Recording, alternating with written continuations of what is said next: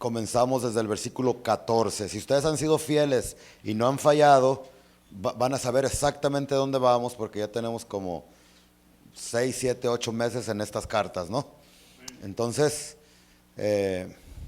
y vamos a seguir adelante. En esta tarde vamos a estar ya casi terminando con la segunda carta de Corintios. El tema de esta tarde lo he titulado El propósito de la visita de Pablo a la iglesia de Corinto. El propósito de su visita. En primer lugar, podemos ver claramente en el versículo 14 y el versículo 15 que el primer propósito de Pablo para llegar a esta iglesia, el propósito era cuidado espiritual. ¿Ok? Dios había puesto esa carga, si así se puede decir, de estar cuidando las iglesias de Jesucristo. Y Él quería cuidar de esta iglesia, y por eso les escribe en el 14 y les dice: he aquí, por tercera vez estoy preparado para ir a vosotros. Y fíjese, el propósito no era ir y aprovecharse de las ovejas, trasquilar las ovejas, como hay muchos falsos profetas. Yo les he dicho y lo reitero otra vez, lo vuelvo a repetir otra vez, que no todo lo que brilla es oro, hay fayuca. ¿Qué es eso de fayuca, pastor? Algo fake, algo que no es real, ¿sí? Entonces no todas las personas que usted ve detrás de un púlpito son reales y verdaderos. Hay algunos que su propósito es trasquilar las ovejas, aprovecharse de ellas hasta lo que más se pueda. Y yo la otra vez les decía, no sé si en Rivers o aquí, ya no me acuerdo, que un sinvergüenza, o sea, un pastor, se estaba peleando, argumentando con otro, y le decía: no. El propósito de las ovejas es para quitarles la lana. Como diciéndoles que quitar, y él se aprovechaba y les quitaba carros a los hermanos. Si alguien llegaba con un carro nuevo, una camioneta nueva, le decía: no es posible que usted, siendo una oveja, tenga un carro, una troca mejor que el mío. Dice el Señor que me la tiene que regalar. Ya que no sabe lo que hacían estos hermanos, se la regalaban, se la daban. Y a uno en especial que yo escuché, no le robó una camioneta, una troca del año, le quitó 2. Ya después el hermano, gracias a Dios, se dio cuenta, se salió de esa iglesia, pero ya le había robado sus 2 trocas. Qué tremendo, ¿no? Pero aquí vemos que Pablo era diferente, el verdadero evangelio. Él no iba a aprovecharse de la gente, él iba a tener cuidado, a cuidar de ellos. Versículo 14 otra vez: he aquí, por tercera vez estoy preparado para ir a vosotros, y no os seré gravoso, no seré una carga para ustedes. Porque, fíjese, porque no busco lo vuestro, sino a vosotros. Él no estaba interesado en lo que la gente le podía dar, sino él estaba interesado en las personas. ¿Cómo necesitamos líderes y pastores, no perfectos, pero que de veras se interesen por el bienestar de las personas? ¿Cómo necesitamos líderes espirituales que tengan ese corazón? Qué tremendo, ¿no? Y luego le dice algo que me llama la atención, dice: pues no deben atesorar los hijos para los padres, sino los padres para los hijos. Eso lo podemos ver en lo natural, ¿no? Yo ahorita que ya voy de salida, bueno, todavía no, todavía me faltan tiempo, ¿no? Pero todavía estoy pollito, pero ya cuando vaya uno de salida, pues supuestamente los padres, por lo que hemos obtenido, lo que hemos trabajado, casas, carros, lo que sea, aquí, ¿para quién se queda? Para nuestros hijos. Es lo que Pablo está diciendo aquí. Sin embargo, ahorita ha entrado una doctrina peligrosa y que hay que tener cuidado, ¿eh? Se llama esa doctrina de la paternidad, donde se les enseña, como en la Iglesia Católica, a las personas de que yo soy su padre espiritual. Y aquí nomás mis chicharrones truenan. Hay algo de verdad en que sí, nosotros engendramos a personas en Cristo y vienen a ser nuestros hijos espirituales, pero cuidado cuando esta verdad o cualquier otra verdad de la Biblia se lleva a un extremo para destruir en lugar de bendecir.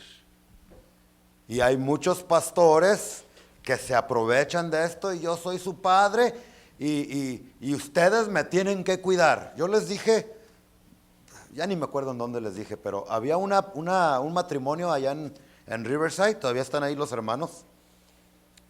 Faltaron hoy, pero todavía están ahí, para que vea que me doy cuenta de los que faltan y los que no. Y no me dijeron ya hasta después de un año que había pasado, pero por ahí alguien de esos que se aprovechan, se comenzaron a meter a su casa y les comenzaron a decir, ¿sabes qué? Desde hoy en adelante yo soy tu padre espiritual, de toda la familia. Y a los hijos les decían, usted me tiene que decir a mi papi y a mi esposa le tiene que decir mami. Y así estaban. No trabajaba, y yo digo, ¿y por qué no trabaja usted? Es que usted es mi hijo espiritual y usted me tiene que mantener a mí. Entonces llegaban en la mañana a desayunar, en la tarde a comer y en la noche a cenar. Y aparte de eso, esperaban que les dieran dinero, porque los hijos pues tienen que darle dinero a los papás, según ellos.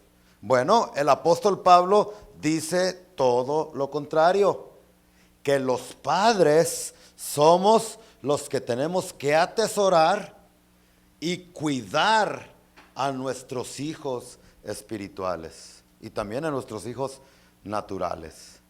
Entonces, se fija el propósito de la llegada de Pablo a la iglesia, no para controlarlos, sino para cuidarlos. Hay veces que miembros de la iglesia se enojan con el pastor, especialmente cuando uno se pone un poquito estricto y nomás me quieren controlar. Miren, no se trata de control. Cuando uno comienza a indagar y a preguntar, oye hermano, no te he visto en la iglesia, oye, como que te he visto un poquito frío, como que no he visto que estás, como que ya no te veo como antes, ya te veo desanimado. Antes, a principio de año, en enero, no, que sí, que yo voy a hacer y voy a deshacer y para allá y para acá. Y ahorita te veo medio frillón, medio frío, como una paleta, ¿sí? Peor que la paleta, el palito de la paleta, así te veo. Entonces, cuando uno los comienza a regañar si se puede o que hay mucho control. No se trata de control. Esto se trata de cuidado espiritual. Aunque no digan amén, yo digo amén. Amén. ¿Verdad? Entonces, en el versículo 15, el apóstol Pablo continúa y dice, y yo con el mayor placer gastaré lo mío y aún yo mismo me gastaré del todo por amor de vuestras almas, aunque amándoos, ¿qué dice? Más sea amado menos. ¿Cómo necesitamos, reitero, vuelvo a repetir, cómo necesitamos pastores no asalariados, sino pastores con el corazón de Dios, que predican la palabra no para dañar a la gente, sino para bendecirlos, cuidarlos, ¿sí? Pero de esos hay pocos. Necesitamos pedirle al Señor que nos envíe más pastores con ese corazón. Y dice aquí que Pablo amaba a la gente. Eso es bonito, hermanos. Pero dice en la última parte del 15, aunque amándolos más, yo sea amado menos. ¿Qué quiso decir Pablo allí? Lo que él quiso decir es que él había tenido experiencias donde él buscaba el bienestar de las personas, buscaba lo mejor para los miembros de la iglesia, y dice, y a los que amo más son los que menos me corresponden. ¿No le ha pasado a usted que hay personas que entre más los ayuda, y después de ayudarlos y ayudarles a levantarse, no sé, usted gasta de su dinero para bendecirlos, porque usted ve esa necesidad, y una vez que ya ellos ya están bien, que ya están de pie, en lugar de agradecerte, en lugar de ser agradecidos, se van murmurando, se van criticando, se van hablando. Yo no sé usted, pero esto es bíblico y a mí me ha pasado. Le voy a decir un secreto, pero no le diga a nadie. A las personas que he ayudado más, que aquí no estoy para sonar trompeta, pero mi esposa y yo hemos ayudado a muchas personas. Hemos tenido personas en nuestra casa por meses, comiendo, viviendo y sin cobrarles ni un penny de renta. Y no una, hemos tenido varias personas. Algunos los hemos hospedado hasta por años en casa de su servidor.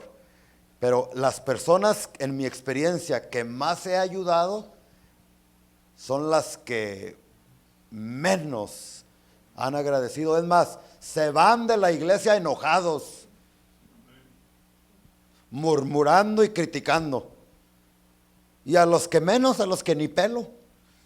¿Sí saben lo que quiere decir? A los que ni pelo, o sea, a los que ni les hago caso, son los que más están ahí. Pastor, dale. Yo digo, Dios mío, ya no le voy a hacer caso a nadie entonces, para que todos estén allí fieles.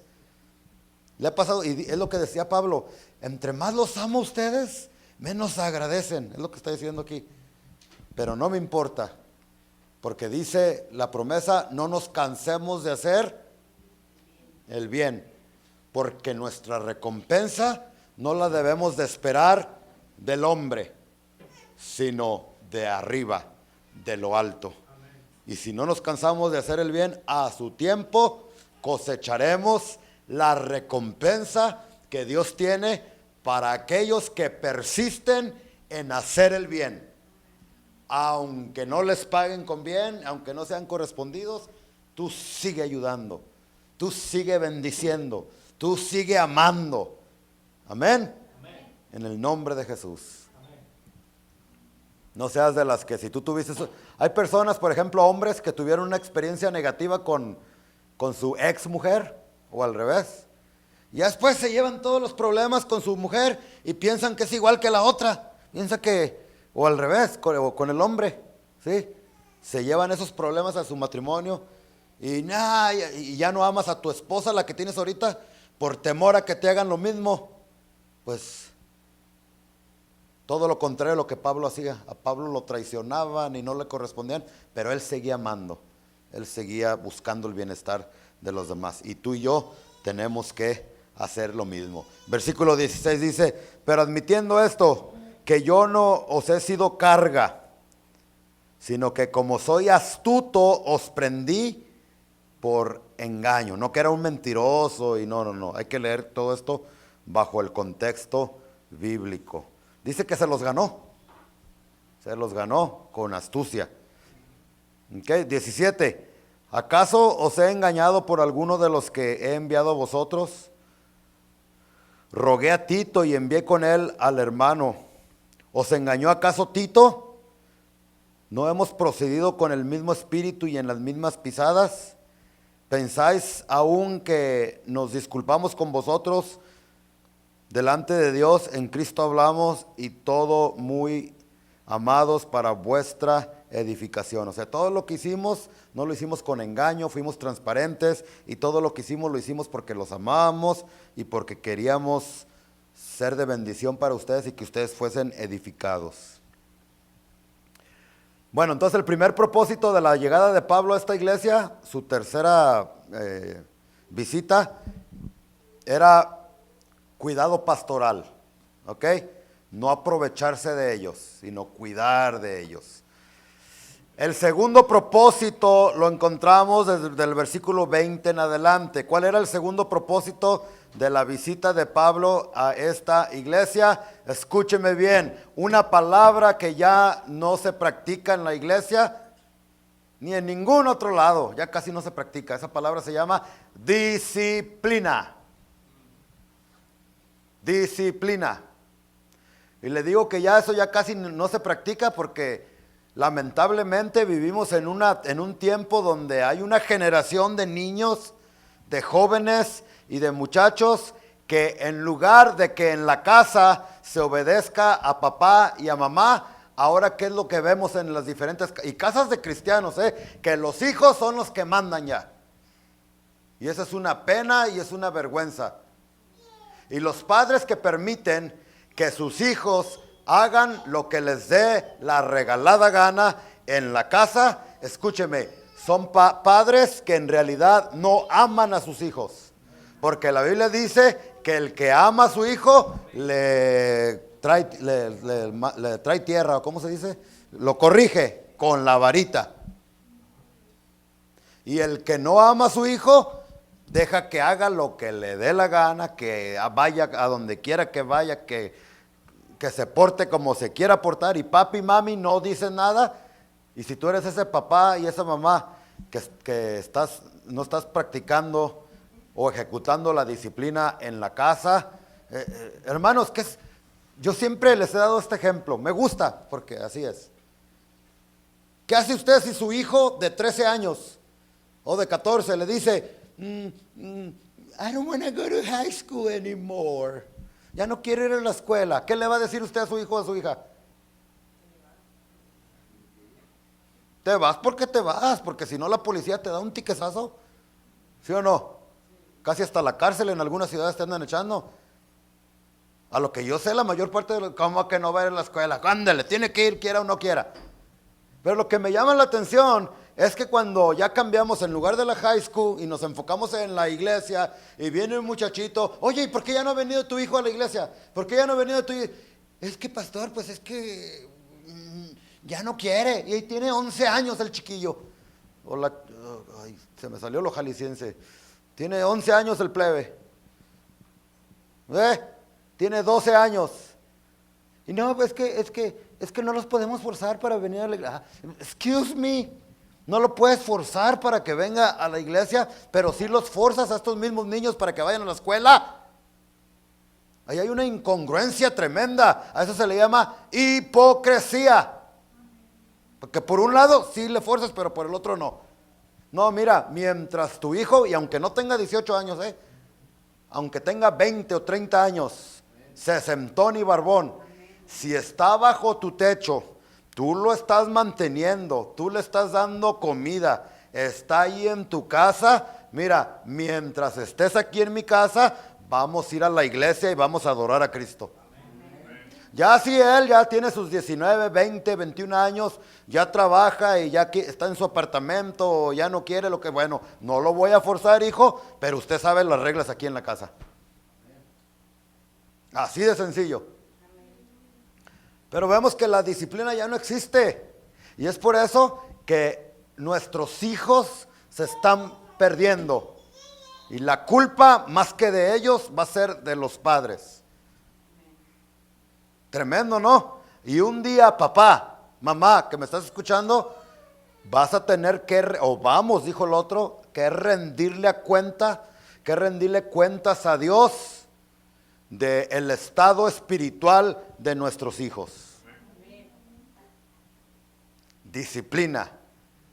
Y esa es una de los propósitos, o más bien el segundo propósito, por lo que Pablo les escribe a los corintios y les dice, yo voy a ir a ustedes, pero aquí les dice, en el versículo 20, les dice que va para disciplinarlos. Pero yo quiero que note dos cosas de la disciplina. La verdadera disciplina que viene del corazón de Dios, la verdadera disciplina es una disciplina, hermanos, que tú lo haces por amor. no por... Hay una diferencia, hermanos, en la casa o en la iglesia, donde sea, cuando tú disciplinas a alguien y dices, para que se le quite, para que aprenda, me cae bien gordo, ahora sí, va a agarrar lo que se merece, etcétera, etcétera. Y eso ya no es amor y eso ya no es disciplina. Y tiene que tener uno mucho cuidado, porque hay padres que en lugar de disciplinar, como dice la Biblia, golpean y abusan tanto física como mentalmente a los hijos. Y eso ya no es disciplina y eso ya no viene de Dios. Entonces, la primera característica de la verdadera disciplina es amor. ¿Ok? Y aquí vemos cómo Pablo lo expresa, versículo 20. ¿Están conmigo, hermanos? Dice, pues me temo que cuando llegue a su visita, no os halle tales como quiero, y yo sea hallado de vosotros cual no queréis, que haya entre vosotros contiendas, envidias, iras, divisiones, maledicencias, murmuraciones, soberbias, desórdenes, que cuando vuelva me humille Dios entre vosotros y quizá tenga que, fíjese, que llorar por muchos de los que antes han pecado y no se han arrepentido. Llorar, o sea, Él los corrigió, los disciplinó, pero dice, si yo me doy cuenta que no se han arrepentido, escuche bien, en lugar de causarme alegría o satisfacción, para que se le quite, dice, me va a dar tristeza y voy a llorar de tristeza. ¿Se fija la verdadera disciplina? Entonces Pablo había disciplinado a varios aquí, por eso les escribe esta carta. A uno de ellos fue aquel fulanito que se estaba acostando y estaba teniendo relaciones sexuales con su madrastra. ¿Sí se recuerdan de ese caso, verdad? Que lo leímos en 1 Corintios 6. Y como él, aparentemente habían otros que habían pecado, que habían cometido cosas, y Pablo los había disciplinado.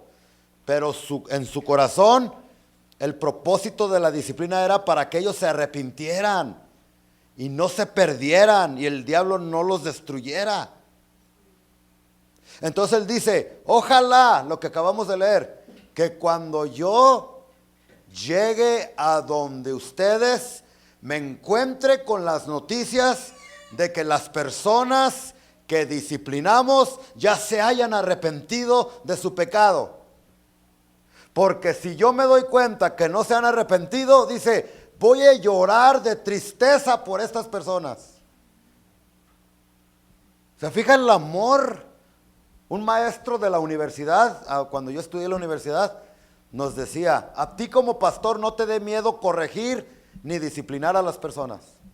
Pero después de que los disciplines, asegúrate de lavarles los pies. Para que ellos entiendan que tú los disciplinas porque los amas, porque te interesas por su bienestar, porque tú eres un pastor que has entendido que tu llamado principal, aparte de adorar a Cristo, es el cuidado espiritual de las almas, de las ovejas. Y el cuidado espiritual no solamente es besos, abrazos y apapachos. El cuidado espiritual muchas veces tiene que ver con disciplina y con palabras fuertes y con regaños. Pero eso no quiere decir que el pastor los odia o que te lo dice porque no le caes bien, sino todo lo contrario. Pero note el amor de Pablo en la disciplina. Yo, si no los encuentro arrepentidos, voy a llorar de tristeza. Hermanos, les voy a decir algo. No hay mayor tristeza para un pastor que después de años de predicarles la palabra de Dios y ver que las mismas personas que han escuchado el evangelio no han entendido y siguen en su mismo pecado y siguen en esa misma situación, así como las ovejitas que son tercas Y que por más que uno quiere guiarlas a donde pastos verdes, a donde está el agua fresca, pero muchas ovejitas prefieren andar allá en el lodo.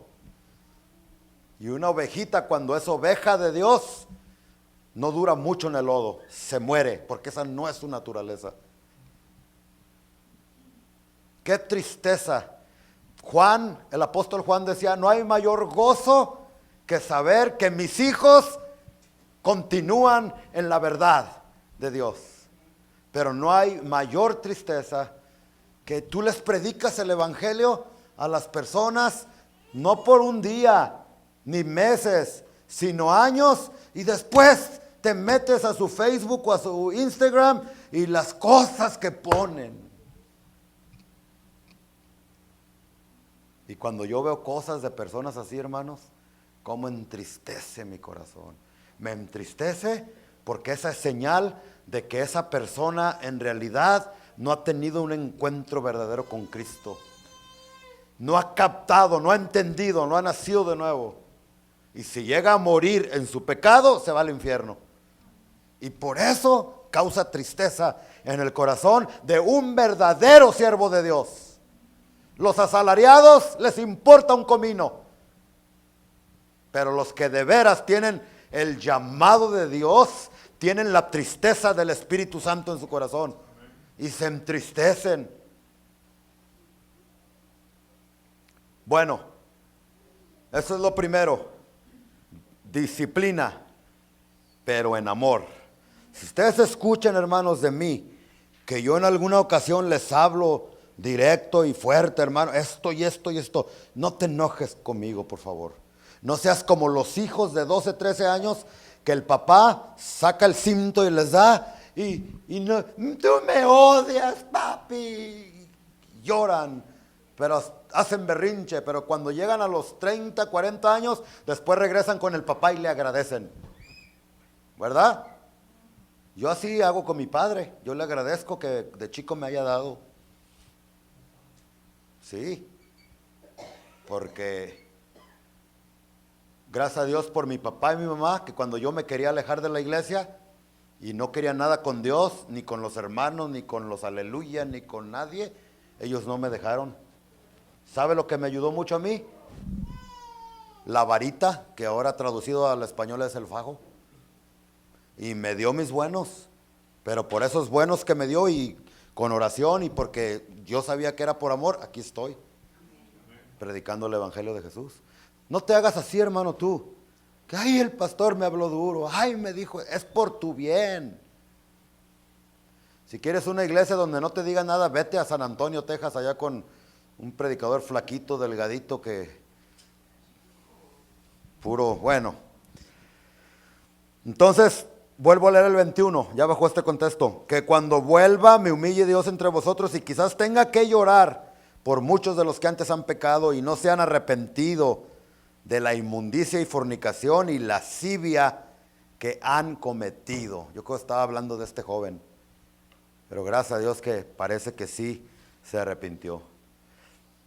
Pero la disciplina tiene otra característica. Fíjese en el siguiente capítulo, el capítulo 13, versículo 1. Él continúa con lo mismo y les dice, ¿ya lo tienen todos? Segunda de Corintios 13, 1. Dice, esta es la tercera vez que voy a vosotros. Y acuérdense que el contexto es disciplina.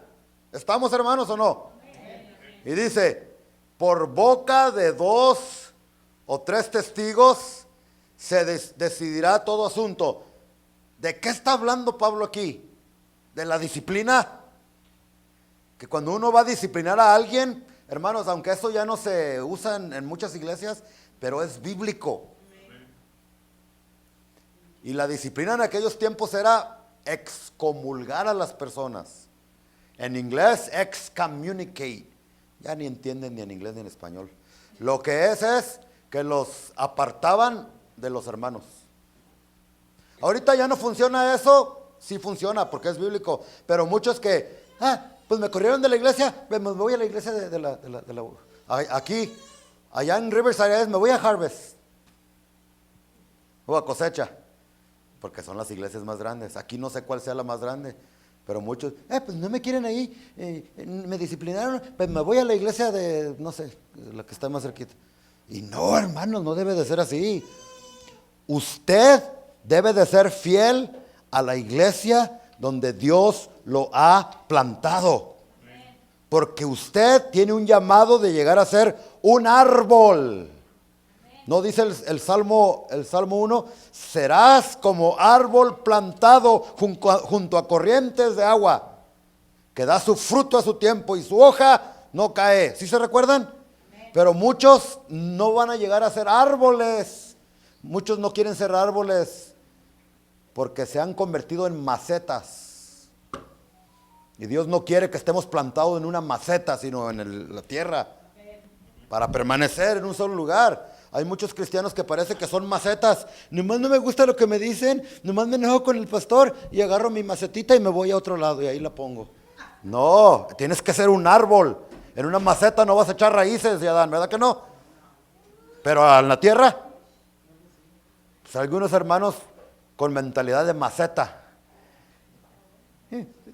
Pues yo ya nomás estoy pensando ya para irme de la iglesia. Y si tú eres ese, en el nombre de Jesús, arrepiéntete. Y el Señor te está diciendo que no está bien. Ni un amén. Todos calladitos, calladitos. Porque por el Espíritu de Dios sé que hay personas aquí que tienen en su mente, ¿sabes qué? Nomás me hacen otra y yo me voy. Cállate la boca. No sabes lo que estás diciendo. Y no soy yo. Es Cristo que te está hablando directamente. Amén. Porque yo no sé, yo sé que hay alguien, pero no sé quién es. Pero sé por el Espíritu de Dios que alguien ha dicho y tiene en su mente, es que yo me voy de aquí, que para allá. No le hace así con esas palabras, pero lo tiene en la mente y lo tiene en el corazón. Y el Señor te dice, yo te traje en este día para que sepas que lo que estás pensando o has estado pensando está mal, no viene de mí, sino de Satanás. Amén. Como dice mi tío, al que le quede el saco, póngaselo. Esta es la tercera vez. Entonces, por boca de 2 o 3 testigos se decidirá todo asunto. ¿Qué quiere decir esto? Que cuando vas a disciplinar a alguien, lo vas a excomunicar, lo vas a sacar de que ya no tenga participación en la iglesia, que ya no tenga privilegios, que ya no tenga, pero no, tiene que ser con 2 o 3 testigos de que hemos estado platicando con esa persona. Eso es lo mismo que Jesús quiso decir o dijo en Mateo capítulo 18, cuando dijo, escuche, donde 2 o 3 están congregados en mi nombre, ahí yo estaré. No quiso decir Jesús, no era una palabra de ánimo para los pastores, que en su iglesia nomás vienen 2 o 3. ¿Sí se ha fijado? Que los pastores para animar, y todos los hermanos, ¿no? Más de una ocasión lo hemos dicho, cuando vemos 2 o 3 nomás, ¿qué decimos para animar al pueblo? No se preocupe, hermano, dice la Biblia que cuando 2 o 3 se congregan en su nombre, Él ahí está. Y sí es cierto, pero ahí no se refiere a eso. En Mateo capítulo 18 se refiere a la disciplina también. Y Jesús les dijo, en el Antiguo Testamento era por boca de 2 o 3, no admitas. Y es lo mismo. ¿Sí están aprendiendo algo, hermanos? Entonces aquí sigue hablando de la disciplina aquí. Y de eso pudiera dar mucho más, pero creo que ya están escuchando, ¿no? Están recibiendo lo que Dios quiere para nosotros. En el 2 dice, he dicho antes y ahora digo otra vez, como si estuviera presente, porque no estaba presente. Y ahora ausente lo escribo a los que antes pecaron y a todos los demás, que si voy otra vez, ¿qué dice? No seré indulgente. O sea, voy a ser severo, voy a ser estricto, porque la disciplina, en primer lugar, se debe de hacer por amor, pero también la disciplina tiene que ser firme. tanto en la familia como en la iglesia y en cualquier otra institución. Pues buscáis, versículo 3, una prueba de que Cristo habla por mí. O sea, dudaban de Cristo. Perdón, no de Cristo, dudaban de Pablo. Habían puesto en tela de duda el llamado de Pablo, y muchos decían que Pablo no era verdadero apóstol. ¿Sí me están escuchando, hermanos? ¿Sí me están escuchando? Muchos pensaban que Pablo no era verdadero apóstol, porque la historia nos dice que Pablo no era una persona físicamente imponente. O sea, era chaparro él. No tengo nada en contra de los chaparros porque yo mismo lo soy. Dicen algunos historiadores que Pablo tenía su nariz así como tipo gancho. No tengo nada en contra de los que tienen nariz tipo gancho tampoco, Y su aspecto, Pablo no era muy guapo, que digamos. No era muy agraciado, sí. Era poquito feo. O no era tan bonito, bueno, ya no sé cómo, pero su apariencia de él, decían, mira cómo nos escribe bien fuerte. Ojalá y cuando venga respalde con hechos lo que dice. Y cuando lo veían a Pablo, llegaba una cosita así que llegaba así. Pero nomás empezaba a hablar. Y la gente se doblegaba, no ante él, sino ante la autoridad del evangelio que Cristo le había dado. Entonces aquí por eso dice, pues buscan una prueba de que habla Cristo en mí, el cual no es débil para con vosotros, sino que es poderoso en vosotros. Porque y usa como ejemplo a Jesús, dice, porque aunque Jesús fue crucificado en debilidad, no por eso Jesús es débil, ni era débil. ¿Verdad que no? El hecho de que quedó débil él por la cruz, por los clavos, no quiere decir que él era débil, era fuerte. Las apariencias engañan, es lo que Pablo le está diciendo. Y aquí dice, Cristo fue crucificado en debilidad, pero vive por el poder de Dios, o sea, era poderoso. Pues nosotros también, dice Pablo, parecemos débiles, pero viviremos con él, con el poder de Dios para con vosotros. Qué tremendo, ¿no? Entonces, características de la disciplina, hermanos. En primer lugar, amor. Debe de ser uno por amor, con amor. Y en segundo lugar, debe de ser ejecutado con firmeza. Ese mismo principio lo podemos usar para con las familias. Escúcheme, papás que tienen hijos chiquitos todavía. Hay dos herramientas que tú debes de utilizar para disciplinar a tus hijos. En esta mano tienes que tener el arma o la herramienta que se llama amor. Pero con esta otra mano tienes que tener la herramienta que se llama ¿qué? Firmeza. ¿Sí? Una combinación perfecta que Jesús usó. Porque Juan nos dice en el capítulo 1, el versículo 8 en adelante nos dice, lleno de gracia, amor y de verdad. Gracia y verdad. Amor y firmeza. Dios nos ama tanto que por ese amor Él nos disciplina cuando andamos mal.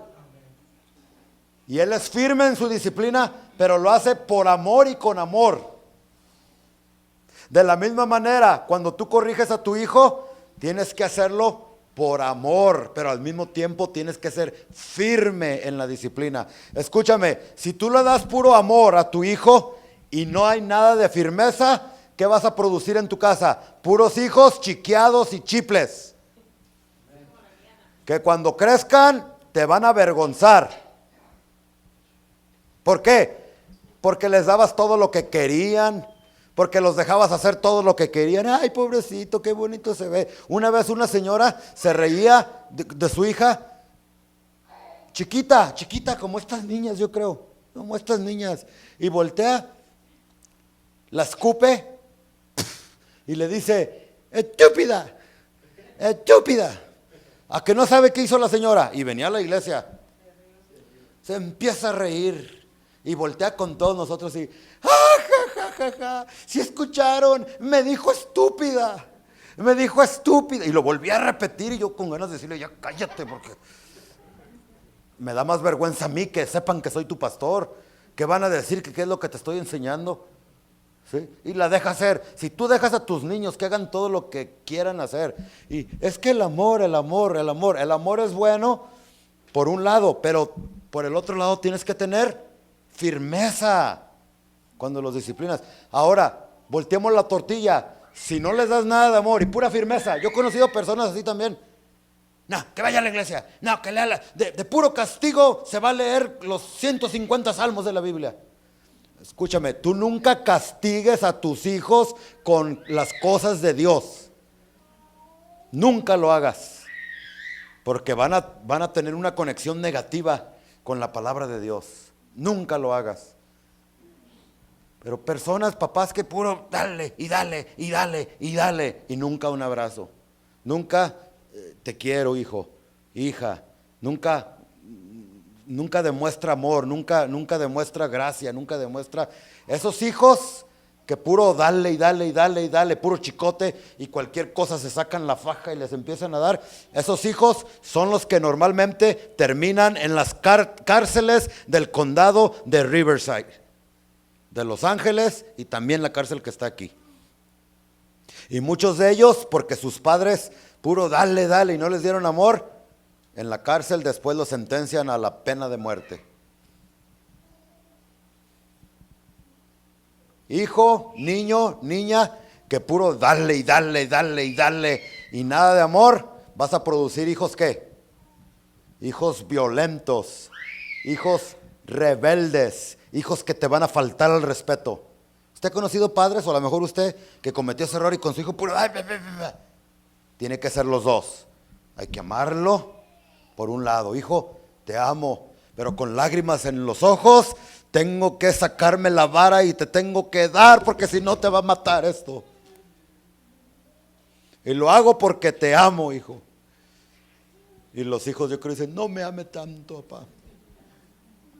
Entonces, para finalizar, el apóstol Pablo en el versículo 5 les dice, entonces a ustedes que los quiero disciplinar, que voy a disciplinarlos, ustedes que andan todavía con esas cosas, con esas vidas dobles, esos pecados, les dicen el 5, léanlo conmigo todos, a las 3. 1, 2, 3. Examinaos a vosotros mismos si estáis en la fe. Probaos a vosotros mismos o no os conocéis a vosotros mismos. Que Jesucristo está en vosotros, a menos que estéis reprobados. ¿Qué dijo Pablo aquí? Le está diciendo, miren, si ustedes le andan batallando, ya les tengo predicando lo mismo por años y años y todavía siguen en la misma burrada, decía mi consuegro. Se escucha feo, pero para que me entiendan. En la misma cosa, examínate a ti mismo. Quizás, escucha, que ya voy a terminar. Quizás no puedes salir del hoyo en el que te encuentras porque en realidad no estás en la fe, no has nacido de nuevo, no eres un hijo verdadero de Dios, porque la Biblia dice que el que ha nacido de nuevo, ese vence al mundo, tiene poder sobre el pecado y sobre las tentaciones. De veras, cuando usted no es nacido de nuevo, cuando usted no es un verdadero hijo de Dios, usted no tiene poder contra el poder. Ustedes podemos caer en el pecado una y otra vez, pero una vez que Cristo te quita ese corazón viejo y te pone un corazón nuevo, con ese corazón nuevo Él te da el poder y la autoridad para que tengas victoria no solamente sobre los demonios, sino también sobre los pecados, las adicciones y los vicios que te rodean. Porque el que ha nacido de nuevo vence al mundo. ¿Sí me están entendiendo, hermanos? Entonces Pablo les dice, si ustedes siguen en sus mismos pecados de adulterio, en las mismas cosas, examínense, versículo 5, examínense, a ver si de veras están en la fe. Ustedes mismos pruébense. Y la última parte dice, a menos que estéis reprobados, para que no vayan a salir reprobados. Examínense. Cuando tú conocías en los tiempos de Pablo a una persona y querías saber si era salva o no, la pregunta siempre era la siguiente: ¿te has examinado a ver si estás en la fe? Ahora ya no. ¿Cuál es la pregunta ahora? ¿Ya hiciste la confesión de fe? ¿Ya aceptaste a Jesús? Qué diferente a los tiempos de la Biblia. En los tiempos de la Biblia no decían, ¿ya confesaste a Jesús? ¿Ya hiciste la oración de fe? Esa no era la pregunta. La pregunta era, ¿ya te examinaste a ti mismo a ver si de veras hay frutos de arrepentimiento en tu vida? Porque si dices que eres cristiano ya de 10, 15 años, pero sigues el mismo patán y sangrón con tu esposa, permíteme dudar de tu supuesta salvación. A eso se le llama hipocresía. Porque el que de veras nace de nuevo, si no llega a una perfección en este mundo, pero cada día se ve que es una persona diferente. Y los primeros que lo notan son tus hijos y es tu esposa en la casa. Este hombre, aunque tú no digas nada, ellos ven y notan que hablas diferente, que eres diferente, que eres más nice. ¿Sí saber lo que es nice? Examinaos. Y yo quiero cerrar, hermanos, porque no los quiero cansar con esto. Examínense, hermanos. Vamos a examinarnos en esta tarde, ¿no? Yo sé que el Espíritu Santo nos escudriña, pero aquí Pablo les dijo, ustedes mismos examínense. Ahorita mientras cantamos un canto, así bajito, hermano Luis, de meditación, de adoración, pero para meditar nosotros, yo les voy a pedir que aquí enfrente o allí en sus bancas, en sus sillas, se hinquen, hermanos, y comiences a examinarte. Mira, yo digo que soy cristiano. Estoy haciendo, ¿cómo está mi vida familiar? ¿Cómo está mi vida matrimonial? ¿Cómo están mis finanzas? ¿Cómo está mi vida social en el trabajo? Etcétera, etcétera. Y pídele al Espíritu Santo que te revele. Y si el Espíritu Santo te revela algunas áreas de la vida, arréglate con Él. Pídele perdón y prométele que con su ayuda, por el resto del año y el resto de tu vida, le vas a servir. Y dice Judas, y poderoso es Dios que los puede guardar de cualquier caída, si nos agarramos del Señor. Amén. Examinémonos, hermanos. Entonces, híncate ahí en tu silla o aquí enfrente, pero híncate, hermano, y examínate a ver si de veras estás en la fe. Amén. Amén. Adelante, hermanos.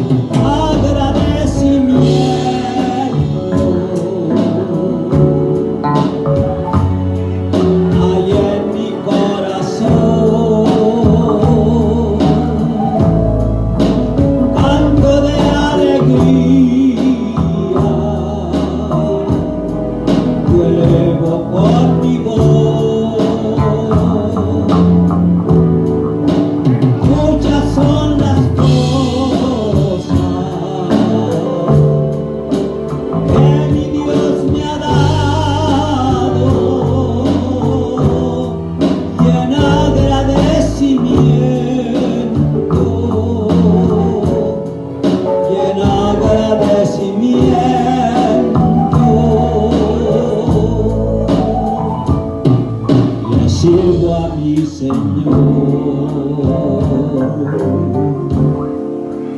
A veces que la prueba